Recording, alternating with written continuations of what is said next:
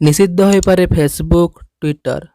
नୂଆଦିଲ୍ଲୀ Facebook Twitter ଓ Instagram ଭଳି ବଡ଼ social media ସାଇଟ୍ଗୁଡ଼ିକ ଭାରତରେ ନିଷିଦ୍ଧ ହୋଇପାରେ। ଏହି ସଂସ୍ଥାଗୁଡ଼ିକ ବର୍ତ୍ତମାନ ଯେଉଁ ଆଇନଗତ ଅଧିକାର ଉପଭୋଗ କରୁଛନ୍ତି ତାହାକୁ ଭାରତ ସରକାର ପ୍ରତ୍ୟାହାର କରିନେବେ। ଏଥିପାଇଁ ଏକ ନୂଆ ନିୟମ ଜାରି କରାଯାଇଛି। ସେହି ନିୟମକୁ ଚଳିତ ମାସ 25 ସୁଦ୍ଧା ପାଳନ କରିବାକୁ କମ୍ପାନୀଗୁଡ଼ିକୁ ସରକାର କହିଛନ୍ତି। ନିୟମ ଅନୁସାରେ ଏହି କମ୍ପାନୀଗୁଡ଼ିକୁ ଆଉ ସେମାନଙ୍କ ମୂଳ କମ୍ପାନୀର ସହଯୋଗୀ ସଂସ୍ଥା ଭାବେ ବିଚାର କରାଯିବ ନାହିଁ। ତେବେ ବର୍ତ୍ତମାନ ସୁଦ୍ଧା କୌଣସି କମ୍ପାନୀ ଏହି ନିୟମକୁ ପାଳନ କରିନାହାନ୍ତି। ଫେସବୁକ୍ ପକ୍ଷରୁ ଆଜି କୁହାଯାଇଛି ଯେ ଭାରତ ସରକାରଙ୍କ ନୂଆ ନିୟମ ପାଳନ କରିବାକୁ ଆମେ ଲକ୍ଷ୍ୟ ରଖିଛୁ, କିନ୍ତୁ ଏ ଦିଗରେ କେତେକ ପ୍ରସଙ୍ଗକୁ ନେଇ ସରକାରଙ୍କ ସହିତ ଆହୁରି ଆଲୋଚନା କରିବାର ଆବଶ୍ୟକତା ରହିଛି ବୋଲି କମ୍ପାନୀର ପ୍ରବକ୍ତା କହିଛନ୍ତି। କେନ୍ଦ୍ର ସରକାର ଫେବୃଆରୀ 25ରେ ନୂଆ ସୂଚନା ପ୍ରଯୁକ୍ତି ନିୟମ ଜାରି କରିଥିଲେ।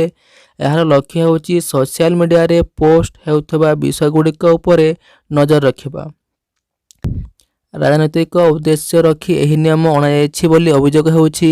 ଏହି ନିୟମ ତିଆରି କରିବା ପୂର୍ବରୁ ଅଂଶୀଦାରୀମାନଙ୍କ ସହ କୌଣସି ଆଲୋଚନା କରାଯାଇନଥିଲା।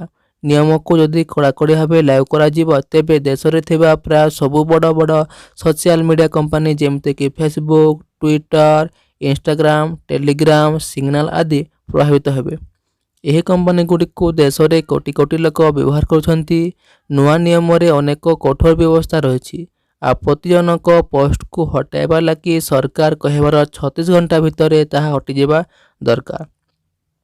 ଯେଉଁ କମ୍ପାନୀ ସେହି ନିୟମ ପାଳନ କରିବାରେ ବିଫଳ ହେବେ ସେମାନଙ୍କ ବିରୋଧରେ ଅପରାଧିକ ମାମଲା ରୁଜୁ କରାଯିବ। ଏହି ନିୟମ ଏଣ୍ଡ ଟୁ ଏଣ୍ଡ ଏନକ୍ରିପସନ ପ୍ରତି ମଧ୍ୟ ଏକ ବଡ଼ ବିପଦ ବୋଲି କୁହାଯାଇଛି, କାରଣ ସରକାର ପୋଷ୍ଟର ପ୍ରକୃତ ଉତ୍ସ ବିଷୟରେ ଜଣାଇବା ଲାଗି କମ୍ପାନୀଗୁଡ଼ିକୁ ବାଧ୍ୟ କରୁଛନ୍ତି। ସରକାର ଆଣିଥିବା ନୂଆ ନିୟମ ଲାଗୁ କରିବାର ସମୟସୀମାକୁ 1 ବର୍ଷ ବଢ଼ାଇବା ଲାଗି ବଡ଼ ସୋସିଆଲ ମିଡ଼ିଆ କମ୍ପାନୀଗୁଡ଼ିକ ଶିଳ୍ପ ସଂଘ ଫିକି ଓ ସିଆଇଆଇ ଜରିଆରେ ଲବି ଆରମ୍ଭ କରିଛନ୍ତି। ଆଜି ଏହି ସମୟସୀମା ଶେଷ ହେଉଥିବା ବେଳେ ସରକାରଙ୍କ ତରଫରୁ ଏ ପର୍ଯ୍ୟନ୍ତ ଏହାକୁ ବଢ଼ାଇବା ନେଇ କୌଣସି ଘୋଷଣା କରାଯାଇ ନାହିଁ।